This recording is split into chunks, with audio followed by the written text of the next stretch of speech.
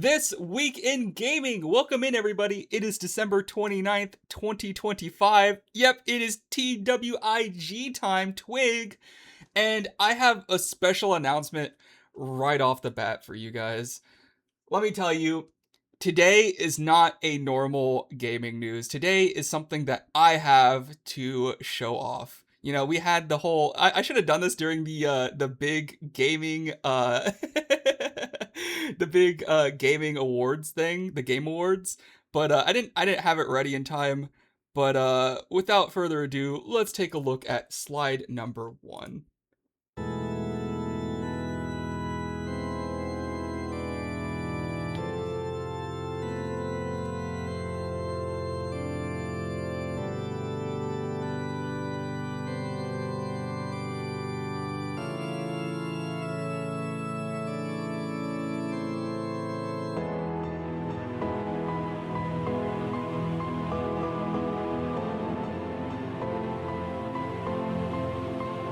Glad you're enjoying the music.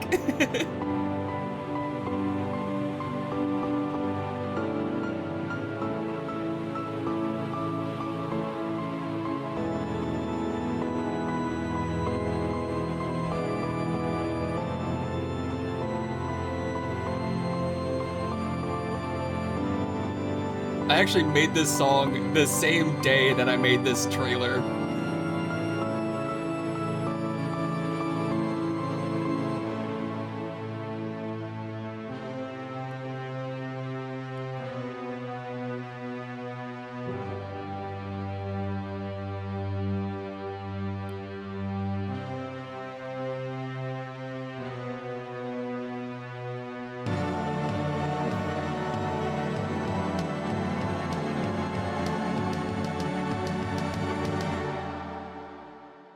Sixth of the 6th, 2026 is wild. Yep, and you heard it correctly. The demo is available now. So go wishlist that game. Go try out the demo. It's updated. You can play it for Mac. You can play it for Windows, and it is on Steam currently. It's free. You can just jump in. If you already have the game, it'll update. If you already have the game, it probably updated last night if you didn't if you didn't notice. So yeah, I'm so excited. We have an official release date. I'm gonna break it. You're gonna break it easily too. There are still some things that are weird with we changed the rendering mode to deferred, or no, forward plus, and I noticed that this is the first build with that, and some of the lights are really weird. Like specifically the in the baked setting in the first dungeon, there's some real-time lights that aren't like rendering properly. So there's some small things, but there's so much more that wasn't there in the original demo. So I'm excited. Also, you guys asked for it and I gave it to you. The dev menu is in this build. So you can spawn in a lot of things you should not have. So have fun with that. Be careful though. Just my one warning to you is you will almost certainly break the game, like completely brick it, if you go a little too crazy with the dev menu, especially because all this, there's only 2 scenes in there. There's like a couple scenes, I guess. Technically there's like the loading screen, the main menu, there's the starting dungeon, and then the overworld. Those are like the 2 main scenes in there. If you try to go to like all the dungeons and stuff that are actually in the game, they're not included in this build, and it will brick the game. So don't try getting all sneaky and like teleporting around to like areas that are locked off from the demo. It will not let you. It'll just break the game. So that's your one warning. You guys begged for it, so here you go. Anyways, that is our main announcement. Now we go into our wins and fails, our regularly scheduled programming. Let's hit play on some music. I take that as a challenge. I will say I did leave, and this is one little, I shouldn't say this, but I did leave something in there intentionally that's also really scuffed, but it kind of gives you a look behind the veil. I did leave one extra scene in there. Anyways, our wins and fails today are Gaming Granny, Scheduled Shrooms, Double Delayed, Choice Change, and Lost Legacy. So we're going to start off with kind of a sad fail today. Unfortunately, Epic Gamer grandmother did pass away. Agnes, a TikToker better known as Epic Gamer Grandma, has passed away at the age of 78. I'm just realizing like how cursed this entire panel is. This is terrible. There's like two pictures of her, and like, the text is overlapping up here. Looks kind of messy, but anyways, not to be confused with the Skyrim grandma. This is a different person. Agnes was known for bringing joy to millions through her TikTok and Instagram videos. She had like 2 million followers on TikTok and like 800,000 on Instagram. She was honestly kind of cool. And a lot of people have been posting, their condolences for her. She she seemed pretty cool. Like she's called Epic Gamer Grandma, but she like objectively was not good at video games. She didn't really play very many, but people loved her anyways. So rest in peace to Epic Gamer Grandma. She'll live on in our hearts forever. Moving on to our win, we have the Schedule 1 update. After weed was changed to Schedule 3 IRL, I don't know if you guys saw the news for that. In America, weed is no longer Schedule 1, so people are joking about how they're gonna have to remove it from the game. Because it can't be in Schedule 1 if it's Schedule 3. Schedule 3 is like Adderall and like over-the-counter medications. Like you can legally have it for medical reasons now. This massive update adds shrooms, new equipment, and a temperature system, but unfortunately does not add a new facility. I feel like it's kind of lame to add a whole new like product, but you can't, like, I would want a whole new facility to make it in. And unfortunately they don't add that. Here we have all the additions that they actually added. Added shrooms, added mushroom bed, mushroom spawn station, mushrooms substrate, spore syringe, grain bag, the AC unit, which is what's going to be used for the temperature. Like there's different temperature settings you can set it to, which will change the product and the quality. We need to go cook Zen. We should. Honestly, that's a good point. We have that multiplayer world that we were playing on. Added spray bottle, shrooms, visual effects. Dongio's dandruff is still in my save, by the way. Adding a renaming feature to the management system. Added temperature system, heat map visualization. Wow, it seems like there's gonna be different heat per room. Added randomly spawning shrooms in the sewer. Oh, you can just find shrooms in the sewer and sell them to people. Added the mushroom hat, fungal fill, which I'm assuming is the dealer. Irene Meadows, a new customer uptown, and we also have Kelly Reynolds, Sherman Giles, Bruce Norton. Those are also new people. Added unit setting under display. This allows you to toggle between Imperial and Metric. Added Shroom introduction quest. Added a remove button to the object list entries management system. Added some dirt particles when soil is used up. Added cartel dealer smoke breaks. And then added Santa hat to dealers. That's pretty cool. Honestly, kind of a fun little update. I'm excited for it. I do want to play it. We need better Dangio dandruff. Mocal mush. That's a great one. We could do Karen Kush. Kieran Kush. All right. Yeah. So Schedule 1 is just such a great game. I recommend playing it for sure. Moving on, we have our fail going to 007 First Light, which was delayed. The new 007 game from IO Interactive has been pushed back to 2 months from their original release date, and now will release on May 27th, 2026, which was ironically 1 day after the original GTA 6 release date. That is true. So GTA was going to come out May 26th originally, so they delayed it to May 27th, which is kind of silly. Hitman reskin. So they've been talking about that a lot. The devs are saying that it's not going to just be a reskin. They're trying to make it like an actual unique thing. I guess we'll see if that's true or not. I have no idea. And they also claim to be finished with the game and are just adding polish to the final product. Hey! My cat's trying to eat my camera. Anyways. So yeah, it's kind of weird to, delay a game that you say is almost finished, but I guess they just really want it to be perfect. Come here, Evie. Come here. Come on. Oh, come here, Evie. Oh my gosh, she goes right to the food bowl. Look at her. Look at this thing. this. You're so difficult to get a hold on. Oh, all right. This is their announcement. They said, "Hello, everyone. Today we are sharing an update regarding 007 First Light, as we decided to move the game's release by 2 months to the 27th of May. 007 First Light is our most ambitious project to date, and the team has been fully focused on delivering an unforgettable James Bond experience, bringing together breathtaking blah, blah, blah." This is just, political speak. "The game is progressing well and is fully playable from beginning to end, so these additional 2 months will allow us to further polish and refine the experience, ensuring delivering the strongest possible version at launch. We're confident that this sets 007 First Light up for a long-term success, and we sincerely appreciate the patience and continued support we've received since we revealed the game. We look forward to sharing more updates regarding 007 in early 2026. Yep. That's all they got to say about it, so they're just trying to polish it, I guess.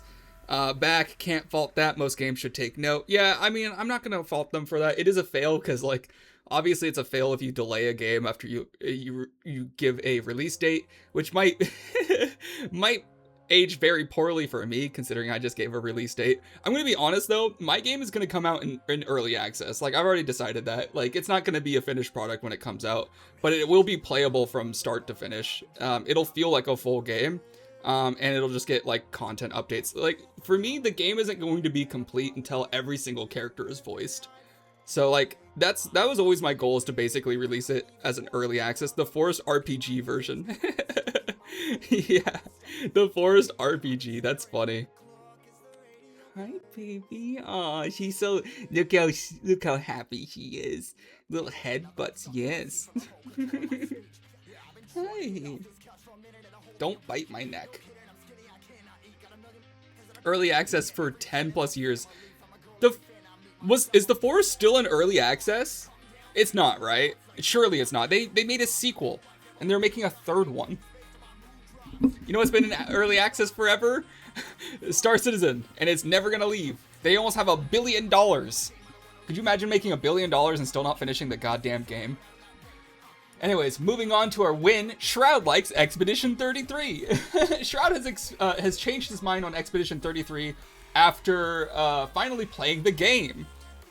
He lost a bet. He said that he would play the game if the game won at the Game Awards. I said to the game 3 times in a row, if you had that on your bingo card, come on down, for fuck's sake. But yeah, no, he played it. He was like, if it wins game of the Game Awards Game of the Year award, that was a tongue twister. Try saying that 4 times fast. He said he would play it on stream, and he played it for about 7 hours. And after which he claimed, the game's cool, I like it. He was surprised that he found turn-based combat to be as engaging as it was, and that he also didn't beat it, and that although he didn't beat it, he can tell it's a good game. He was like, he said something along the lines of, I know it's not going to change. I know that this is probably going to be a great game and probably only going to get better from here. And he was like, yeah, it's good. The Indie Game Awards. Oh, we're not even talking about the Indie Game Awards there. I mean, the Who? I mean, I could put together a better Game Award show than that. It didn't win the award that mattered. Squadron 42 is releasing this year, god damn it. It's not releasing this year, it's releasing next year.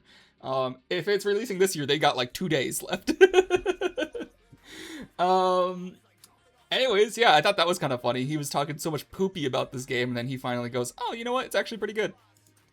Anyways, moving on to our fail. Unfortunately, a Call of Duty creator had died. Oh my gosh, I can't even talk. Has died.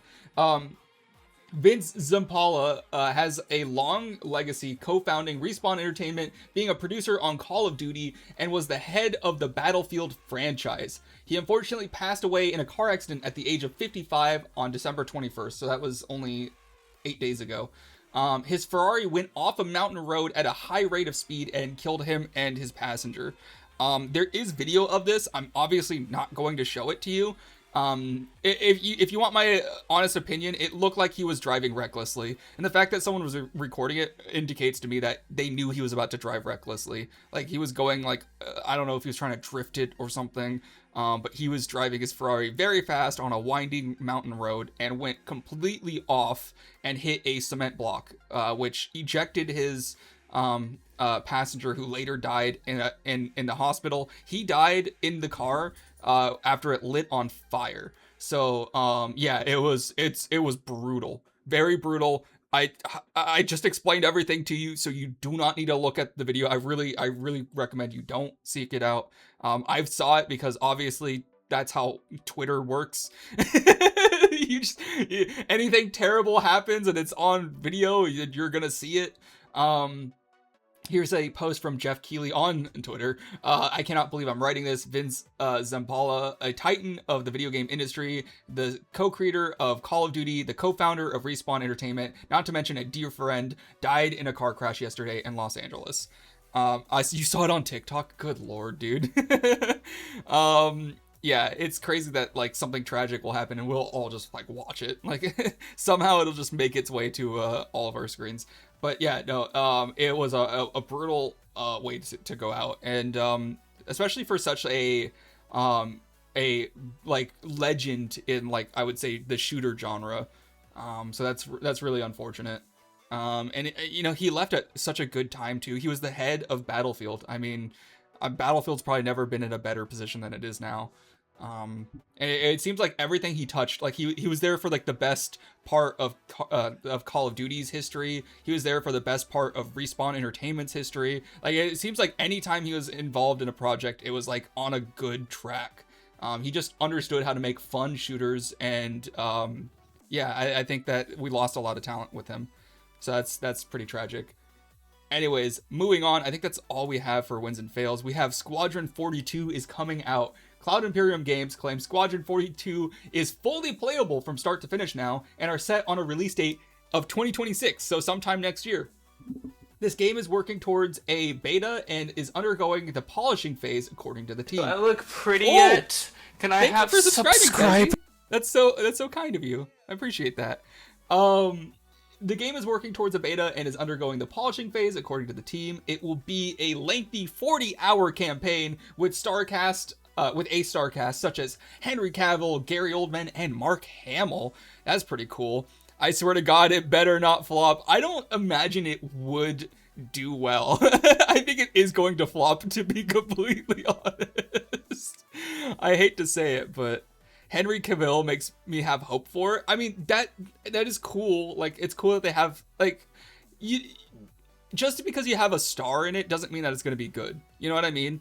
I'm going to stream playing the entire thing in one stream. You're not going to do a 40-hour stream, dude.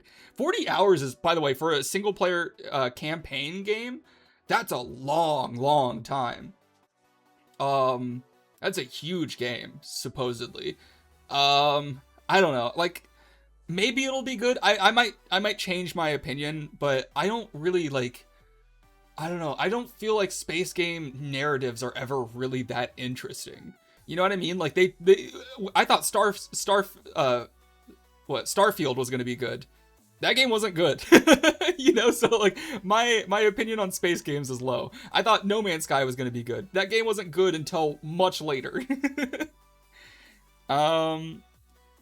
He knows a good project, being a gamer himself. Okay, and Starfield is good, just not for Bethesda standards. That's true. Starfield was dog shit. I don't think it was dog shit. I think it was like, it was very 7 out of 10. You know what I mean? From a very 10 out of 10 studio. That's the problem.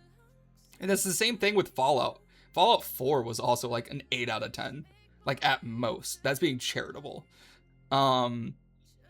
They I don't know, and we have games from them like Skyrim and New Vegas, which are objectively like perfect games.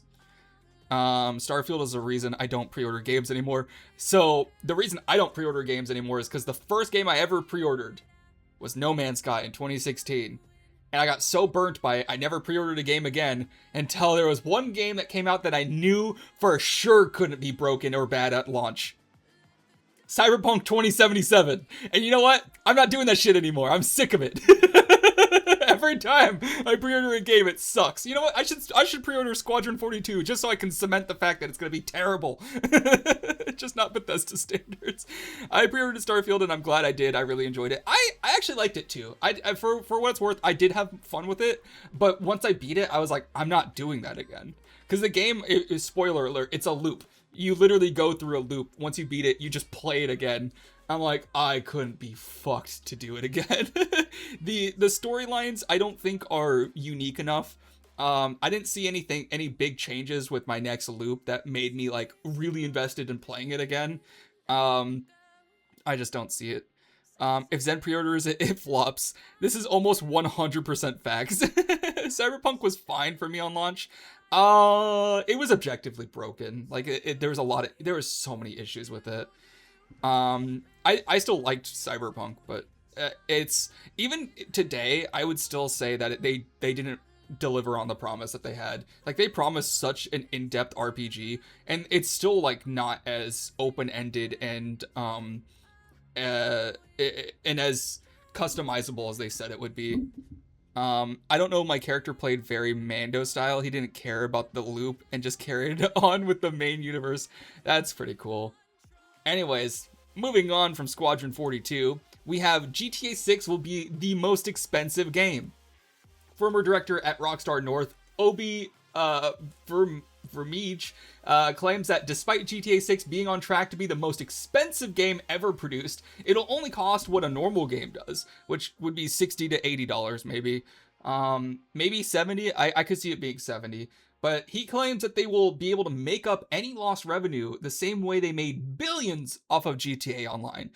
It's likely that this will have the same kind of GTA Online presence that the fifth one had. Obviously they're going to have tons and tons of microtransactions. They're going to make a ton of money this way, and it should surprise nobody. They could easily sell this at £100 and they'd still make the same sales. I agree, but I don't think they're going to. The former director of Rockstar North also doesn't believe that they'll do that. He thinks that they're going to sell it for like the same price as all the other games and then just make a ton of money off of microtransactions, which is honestly true. They would probably make more money if they sold it for cheaper and got more people in the door and just got them with microtransactions, because they're going to make so much off of microtransactions. I think GTA 5 is like $15 right now. How much? Wait, hold up. How much is GTA 5 right now on the Steam sale? It is. Did I just say $15? Because it is literally $15, $14.99 for the GTA 5 Enhanced Edition at that. Or you can pay $20 and you can get a great white shark card as well. And that right there, my friends, is where the real money is these shark cards. Do they show where's the DLC? One day, okay. Where's the let's see, publishers. Can I see? Oh, they don't even have shark card. Where's the GTA shark cards? I know that those are on sale too. But GTA 5 is a $15 game that's selling. I swear I saw them scrolling earlier. They're still selling the shark cards for like a ton of money. You can like buy, $10 million in game, and people do that all the time. Because they keep adding like new cars. Like, oh, the newest car is a $50 million car. So you can pay $200 real money and just get it right now if you want to. And people do that. They do it all the time. They make so much money off this. They've made billions of dollars off of GTA 5. I think GTA 5, best-selling games of all time. Let's go to the Wikipedia article. Obviously Minecraft is number one. But GTA 5 is close behind. Maybe not that close. Maybe 100 billion units behind. But more than double the third place. Wii Sports with 83 million, and that was just because it was bundled with the console. GTA has 220 million units sold. Minecraft has 350 million units, which is just absurd. And GTA 5 has made billions and billions of dollars, and most of that money is actually not from the sales. It's from the deals. It's from the microtransactions. I got a business plan for them. Sell the game at 100 pounds or 8 p.m. What is that? 8 pound p.m. Everyone will sub instead. Oh, 8 pounds per minute? That's insane. that is an insane price. Oh, per month. Oh, okay. I was like, per minute is actually like, that would bankrupt me. Yeah, I guess we'll see. You know, he's still a former director, so he's not currently like making any decisions. And you know, 2K might, you know, put their foot down, be like, you need to sell it for more expensive. Classics that shut up. But you know what? I think that they will sell it for like $60 or $70. I really do. Because they're going to make, honestly, they could sell it for $30 and it really wouldn't matter. They're going to make so much money off of microtransactions. Please don't pre-order this game. That is funny. You know what? I didn't pre-order it, so it probably will be good. All right, moving on. Halo Infinite has a sequel. Halo Edge of Dawn is the sequel to Halo Infinite, but it is not a new game. Instead, they have made a sequel as a novel by Kelly Gay. It looks like Halo Studios learned that the only way to avoid making a bad game is to simply make it into a novel instead. He already has it. Pre-order Adrift. I do already have it. I figured out why I have it, by the way. You know, I logged into Steamworks for the first time in forever, and it was like, all your games. And I'm like, what is going on here? This is my account. Why are all your games on here? You added me as a developer to all of your, to like you have like a developer portal, and you added me as a dev on it. So like I have access to all of your games on the back end, which is crazy. That's a lot of trust, and you're lucky that I'm a good person, because I could probably do a lot of chaos. Give him the game so he can't pre-order it. What if I uploaded Infinium under like one of your games? Just released it. What if I release Adrift right now and it's just Infinium? That would be crazy. But yeah, it wasn't a pre-order. I'm just a dev, so I automatically get the game, which is crazy. The New York Times best-selling series Halo Edge of Dawn, a Master Chief story by Kelly Gay, which is it looks like they used the Halo Infinite art for the cover. I'm gonna be honest, this looks hard. I might buy it. You know what? I do kind of want to read it. I'm sure it's probably not that bad. I actually liked the story from Halo Infinite. I thought it was I'll be honest, I liked Halo Infinite in general. I thought the graphics were really good. The gameplay was pretty fun. The story was all right. I liked that they tried to do like a little bit of an open world thing.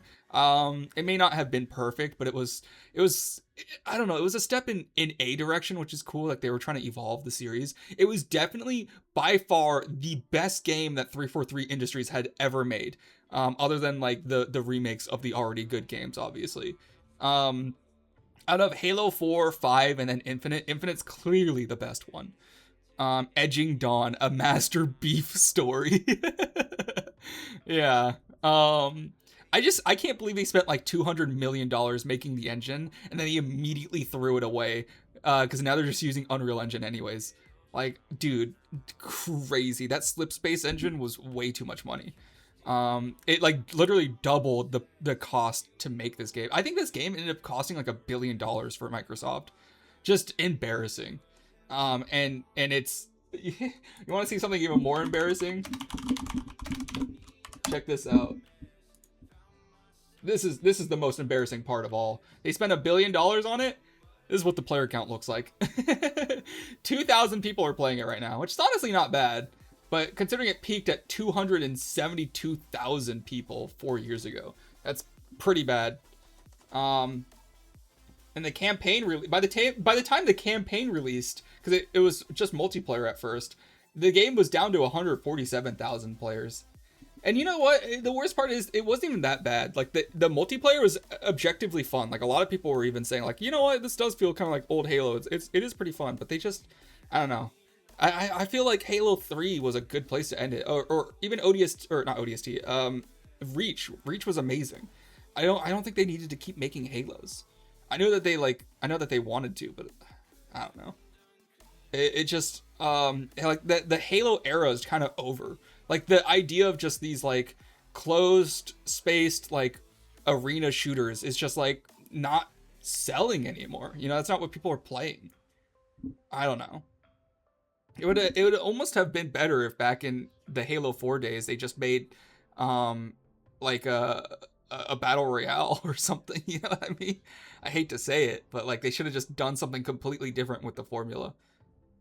I mean, even Call of Duty adapted. They have like Warzone, and Warzone's like one of the most popular games right now.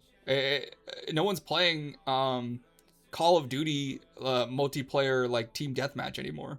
Like that's kind of dead. Everyone's playing Warzone. Yeah. Anyways, moving on. Or they could have done like the Battlefield thing. They could have made like giant like 40 versus 40 player battles. That would have been really cool actually. They could have called it like Halo Wars. Oh wait, they made that. It was a strategy game. Anyways, moving on. Dispatch sex scenes. Oh, Kieran immediately went, what? He's sitting up. Ever since lead writer Pierre Choret teased the fact that the Dispatch sex scenes were cut from the game, fans have been begging for them to be re-added. Unfortunately for them, while the framework appears to have been built in the story for them, the physical scenes were never created in the first place. They were cut before even being storyboarded. Not for ratings reasons, but simply due to a limitation on funds. Kieran's like, huh? Yeah, so apparently there were sex scenes, and people found even in the code there's bools that check to see like if you've romanced someone and if they're going to like if it's going to trigger like a sex scene. There's literally in the framework of the game the ability to trigger sex scenes. They just have it all disabled because they don't have the sex scenes. They just never made them. A lot of people thought that they just cut them or something. No, they never existed. But that is interesting that it was originally intended. Apparently they had several pages of dialogue and story that they actually ended up cutting. Which is you know, typical. Like when you have a big game like this, there's only so much you can add, especially for an indie studio. Probably for the best. I know. Yeah, you guys were already gooning just off of like the kissing scenes. You're like, oh, wood. You guys are goobers. Anyways, yeah, that was all.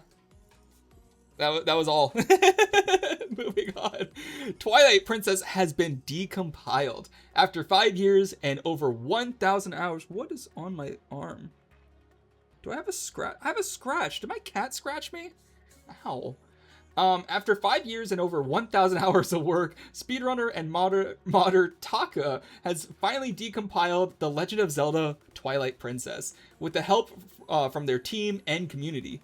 This is a big deal as it could be the first stepping stone to a native build of the game for PC, as well as an extensive modding ability. I just bit my tongue right there. That hurt. So what this user did is they took all of the files from Twilight Princess and they decompiled it in a way that a computer could read it, so you could like run it on a PC. They said Twilight Princess is officially 100% decompiled. Starting from September 2020, we've come a long way. This wouldn't have been possible without many people's incredible help. I've probably put in about 1,000+ hours into this. There's still other work to be done, but this is an insane milestone. And they gave a huge thanks to Zelda, Rhett, and GC/We Decompile communities for helping push this to completion. And then here's the links to the project. There's a GitHub page that has it, and there's a decompile website. And, you know, all I have to say is expect your lawsuit in the mail. You know, Nintendo is not going to stand for this. I goon for Midna. Yeah. Anyways.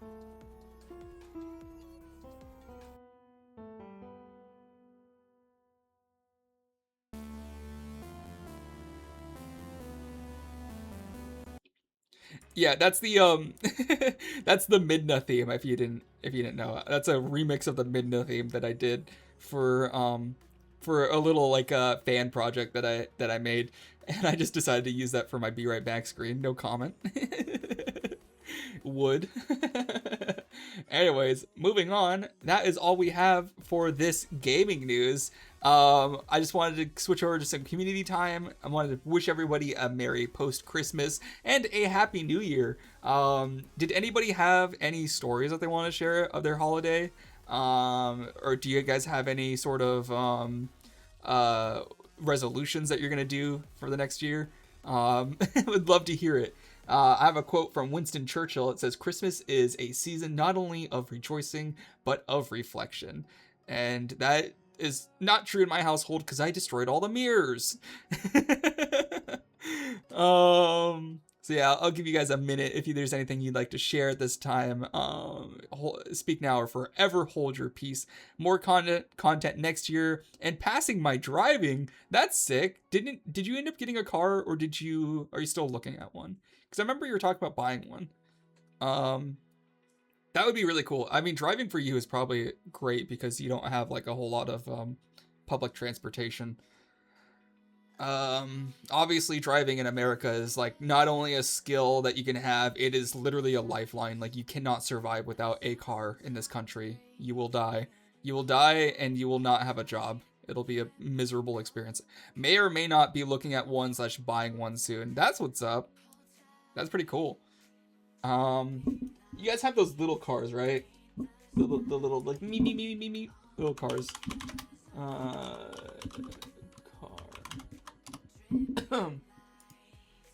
Yeah, you guys drive around in like these things, right? Little me, like little toys. This is gonna be Kieran. His little car. I'm not buying a fucking Mini if that's what you're asking. You guys drive around in Hummers. Yeah, we really do. Wide body truck. Dude, people literally drive the largest fucking cars. It's ridiculous. I hate these trucks. I hate these trucks so goddamn much. With the double tires in the back. Like, I was behind one of these in the rain, and it was just, dude, it has so much surface area for the tires. It's splashing up like a fucking storm in my face, like while I'm trying to, or on my windshield while I'm trying to drive behind it. It was miserable. These trucks suck. You have to be the biggest fucking loser to drive them, I swear. It's like, yeah, you need this to go to the goddamn grocery store? Like, what's wrong with you? Like, buy something cool, at least. Let's go. Dualies or bust. Fuck yeah, we do. Oh, I'm 6'4". I won't fit in them. That's true. That's true. But, you know, all that being said, I still would rather live in a country like that where people drive around cars like that instead of living in a country where people drive this fucking thing around.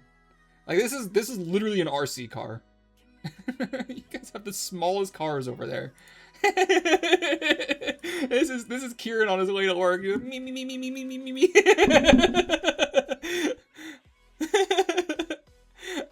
Good day to you. I'm driving my little motor wagon around. All I will say is insurance is a bitch for new drivers. It has so much yes. Literally nobody drives one of those. We use horses. What do you mean you use horses? That's worse. That's more embarrassing. You guys can't even afford cars. Oh my goodness. Yeah, these things are tiny. The smallest thing we have here is the Miata. And this thing was literally made to copy British roadsters. So, yeah, these things are tiny. Most people cannot fit in these in America. Mainly because we're fat, but, yeah. Not for long, they might be banned soon. Oh, horses are gonna get banned? The closest thing you would see is maybe a smart car. Fuck yeah, Miata. Yeah, no, I love Miatas. Miatas are pretty cool. Like, you can make these things look sick. Like, dude, having a Miata like this, like, god dang, it's kind of sick. Yeah, Miatas are fun. I always wanted one just to like work on it, just to mod the hell out of it. Anyways, that's enough about cars. Let's go on to our community highlights. Love that Car found one. Nearly got one, but can't get insured on it. Oh, you found one. Oh, you love the car. You found one, but you can't get insured on it. Not one of the new fuckboy ones. I want to get an original one. Yeah, the NA Miatas. Anyways, moving on. We have Karen tries out his Christmas present. So you had to have gotten this for Christmas, right? Oh, this is cool. This is the song I made. So he's making a little space game using his VR headset. Did you did you get this for Christmas or did you already have this? Had it for like 3 years. Oh, okay, never mind.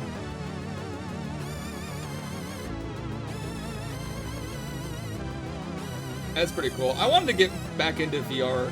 I was originally developing games on VR, and I just never finished them.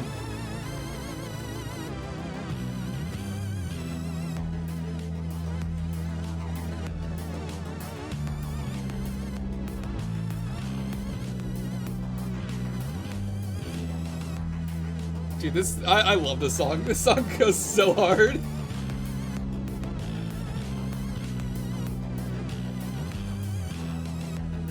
Music. Oh, thank you.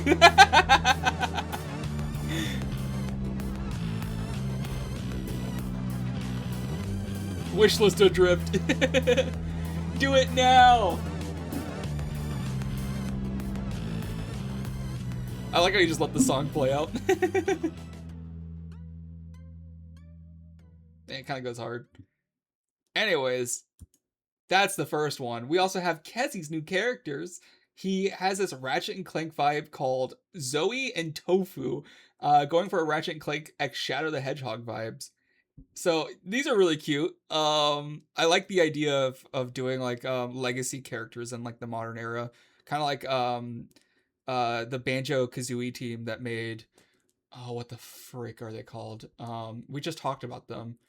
Um, Ukulele, like Ukulele, like trying to do like the same kind of like duo legacy characters but with like a modern twist.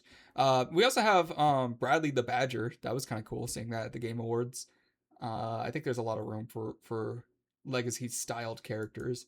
Anyways, moving on, here's something that he's been working on. Is this relevant to the are these supposed to be the characters? Is this supposed to be what'd you say their name was? Is this Zoe? The cube is Tofu. Oh! Okay, so this is Zoe, and then that cube up there is Tofu. That's cool. Wait, that's crazy. It's like marking enemies for you? That's really cool.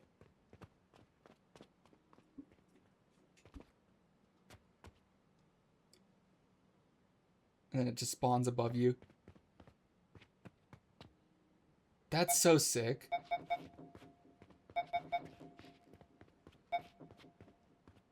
And these are like some sort of projectile tests, like a gun. Oh yeah, there's like a gun floating above you.